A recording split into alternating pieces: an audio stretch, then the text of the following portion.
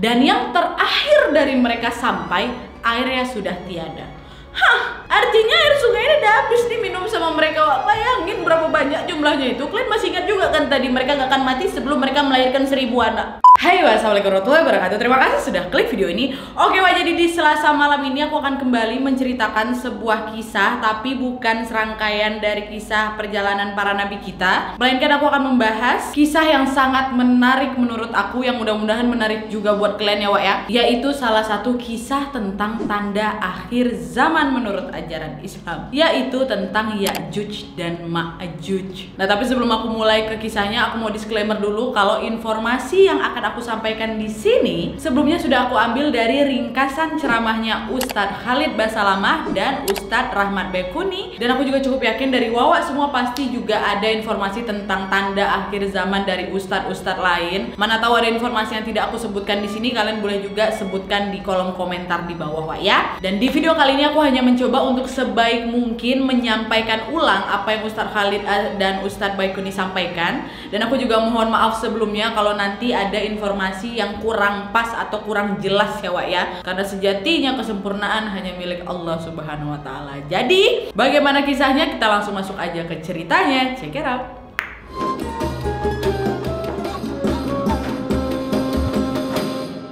Oke, jadi kali ini aku akan ngebahas salah satu tanda akhir zaman menurut agama Islam. Satu aja, Wak, nggak semuanya nih, ha. Karena kalau semuanya nggak cukup nanti durasinya, ya kan. Tapi sebelum aku mulai, coba nih untuk Wawa yang muslim kita nge-refresh lagi ya ilmu kita tentang tanda-tanda akhir zaman itu. Jadi apa? Tanda-tanda akhir zaman itu dimulai dari pertama, munculnya dukhan atau asap yang menutupi bumi selama 40 hari. Yang kedua, munculnya Dajjal. Berikutnya juga turunnya Nabi Isa alaihissalam. Selanjutnya keluarnya Ya'juj dan Ma'juj ini. Terus ada lagi munculnya Dabatul Ard, Wak, yaitu monster melata dari perut bumi. Setelah itu juga ada matahari terbit dari sebelah barat. Terus ada juga 3 gerhana yang terjadi di timur, barat, dan jazirah Arab. Terus ada lagi keluarnya api dari kota Yaman yang menghalau manusia ke tempat penggiringan mereka, yaitu pada Masyar. Dan terus juga menurut info yang aku baca, ada tanda-tanda tambahan lagi, Wak, pastinya, seperti bangsa Arab nantinya akan dipimpin oleh seseorang dari keturunan Nabi Muhammad SAW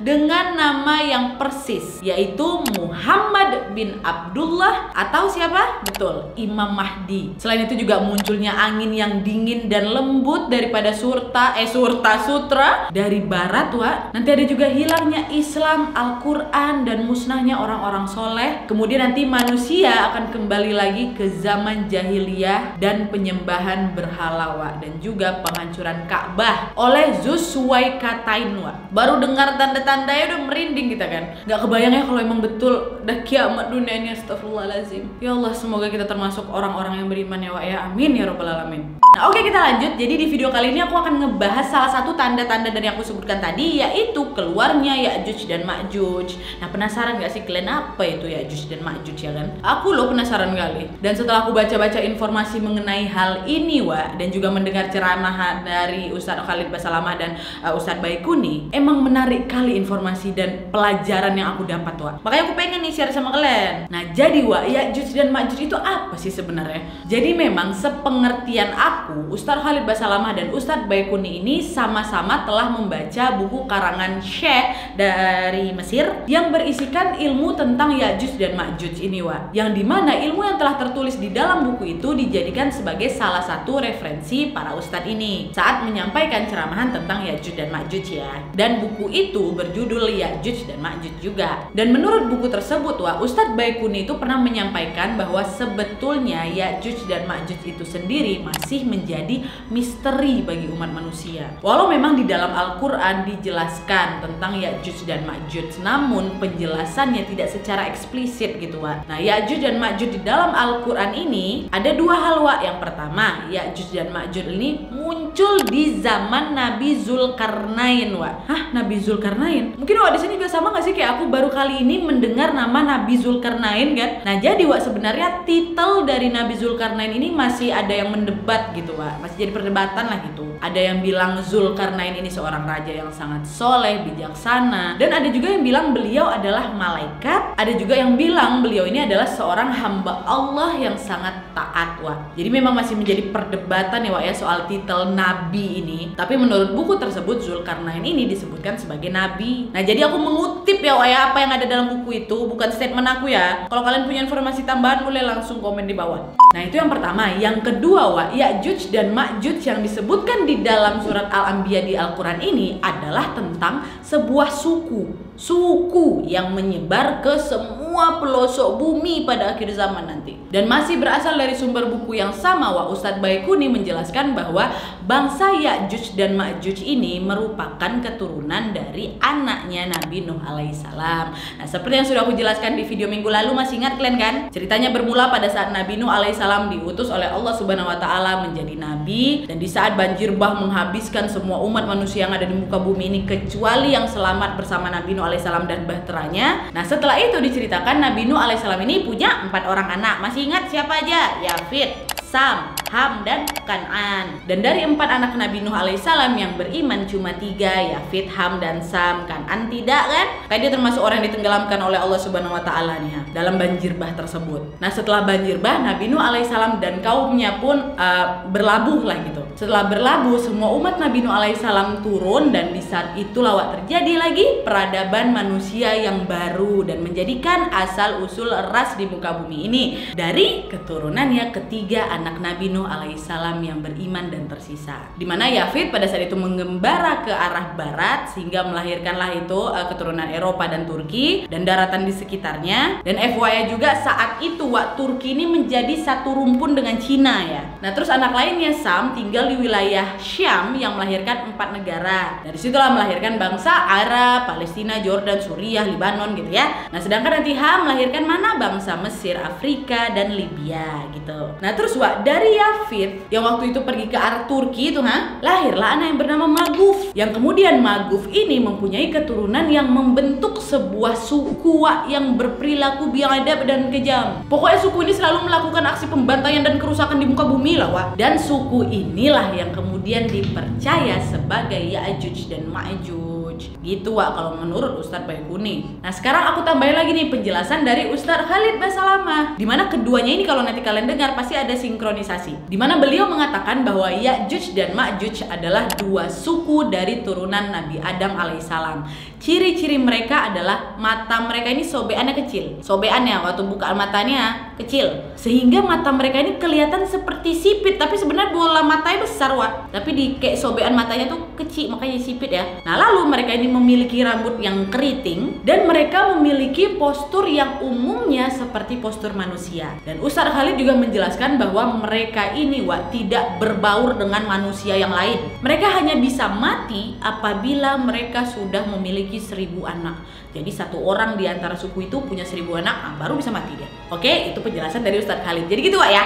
Asal usul dan penjelasan apa Ya'juj dan Ma'juj ini. Jika kita tarik garis besarnya, maka Ya'juj dan Ma'juj ini adalah sebuah suku. Nah, terus, Wak, gimana nih kabar Ya'juj dan Ma'juj ini sekarang? Nah, jadi, Wak, nih diceritakan bahwa Ya'juj dan Ma'juj ini dikurung oleh Zulkarnain atau Nabi Zulkarnain itu. Ustadz Khalid menyebutnya Nabi Zulkarnain, Wak. Jadi aku ikut Ustadz Khalid aja lah ya. Kenapa? Karena Allah Subhanahu wa taala sendiri mengangkat cerita Nabi Zulkarnain ini di dalam Al-Qur'an. Tepatnya di surat Al-Kahfi ayat 83, Wak, yang artinya, dan mereka bertanya kepadamu Muhammad tentang Zulkarnain, katakanlah, akan kubacakan kepadamu kisahnya. Dan Allah Subhanahu wa taala juga berikan beliau banyak mukjizat, Wak. Dan di antara mukjizat Nabi Zulkarnain ini adalah menahan Ya'juj dan Ma'juj di saat mereka ini ingin membuat kerusakan di muka bumi.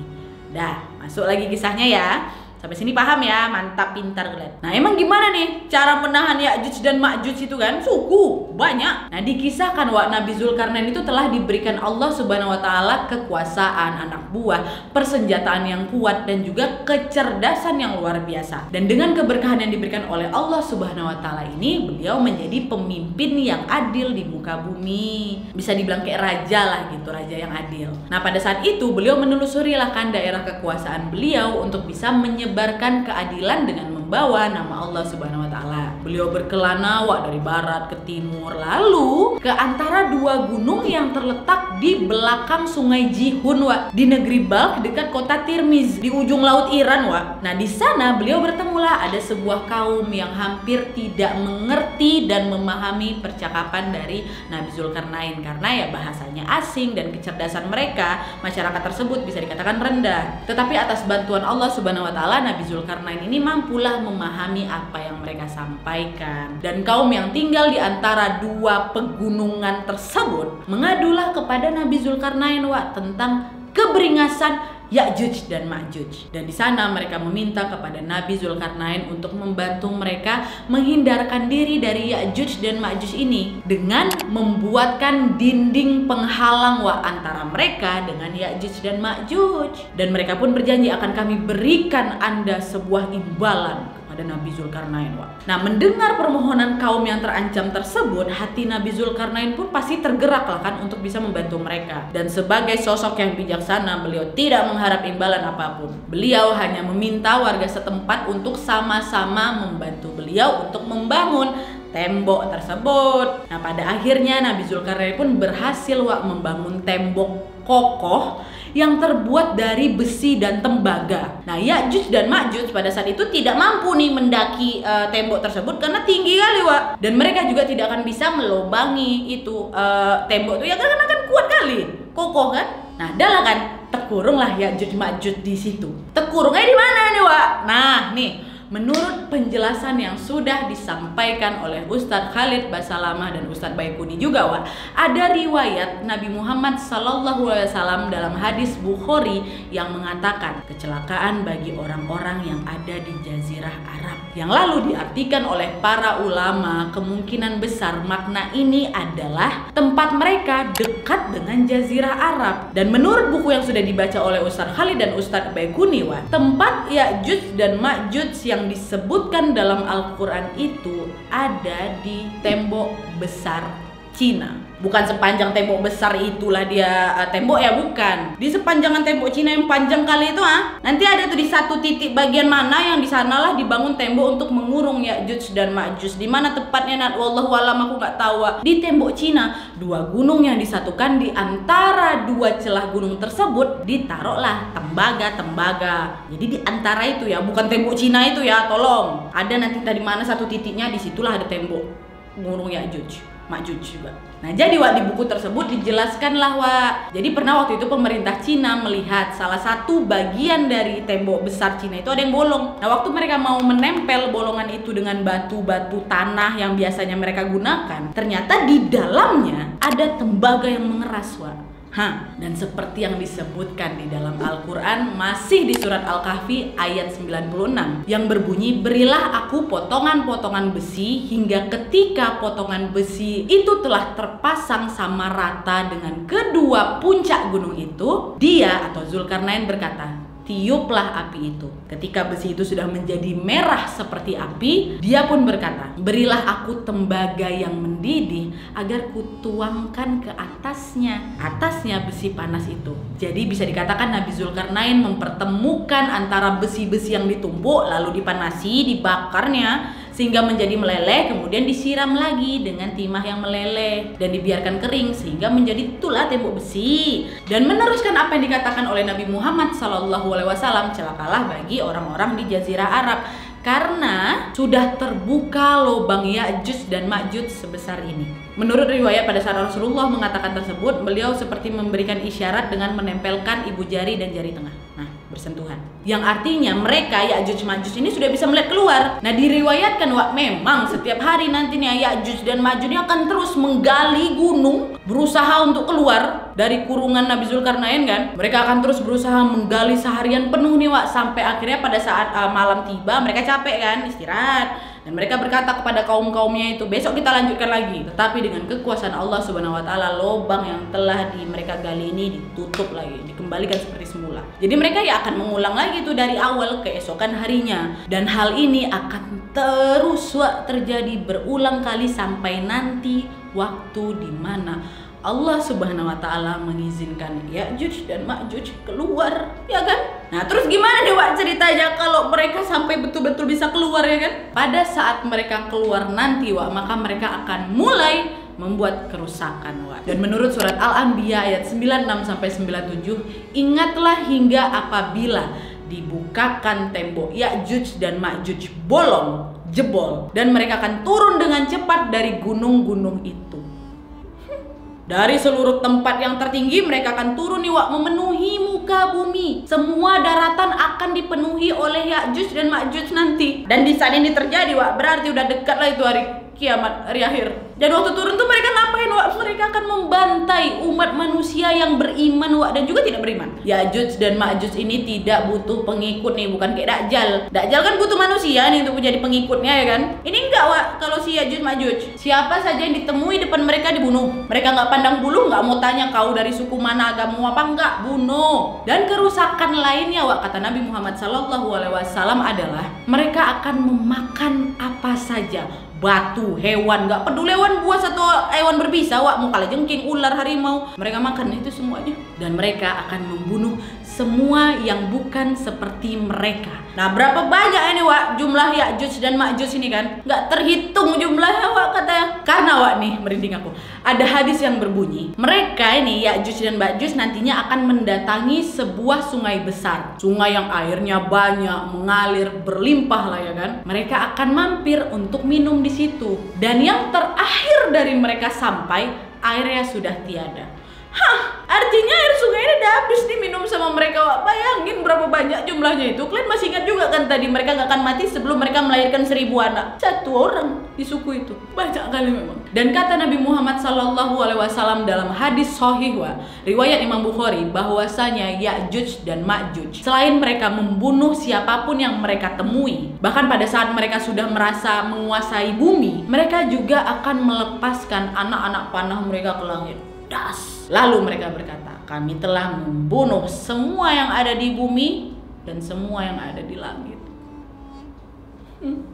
Dan di saat ini terjadi Wak, maka lalu Allah Subhanahu wa Ta'ala mengizinkan Nabi Isa alaihissalam untuk berdoa kepada Allah Subhanahu wa Ta'ala agar memusnahkan mereka. Sebelumnya aku tahan dulu. Salah satu tanda akhir zaman adalah turunnya Nabi Isa alaihissalam, di mana nanti Nabi Isa alaihissalam akan membantu Imam Mahdi untuk memusnahkan Dajjal. Dan salah satu tugas yang diberikan oleh Allah Subhanahu wa Ta'ala kepada Nabi Isa alaihissalam adalah memusnahkan Ya'juj dan Ma'juj juga. Nah, lalu Allah Subhanahu wa Ta'ala berfirman kepada Nabi Isa alaihissalam, wahai Isa, aku akan mengeluarkan hamba-hambaku yang tidak ada seorang pun dari kalian yang bisa mengalahkannya. Maka selamatkanlah dirimu bersama dengan pengikut-pengikutmu ke Gunung Tur. Nah, di mana Gunung Tur ini Wak? Ada di Palestina. Maka nanti Nabi Isa alaihissalam pun akan menyelamatkan diri dengan pengikutnya ke Gunung Tur. Dan Nabi Isa alaihissalam pun akhirnya berdoa kepada Allah. Beliau meminta kepada Allah agar Ya'juj dan Ma'juj ini semua dimusnahkan. Maka pada saat itu pun Allah Subhanahu wa Ta'ala menurunkan kepada mereka hama. Nah, sebagian hadis Wak menyebutkan hama ini, ada yang bilang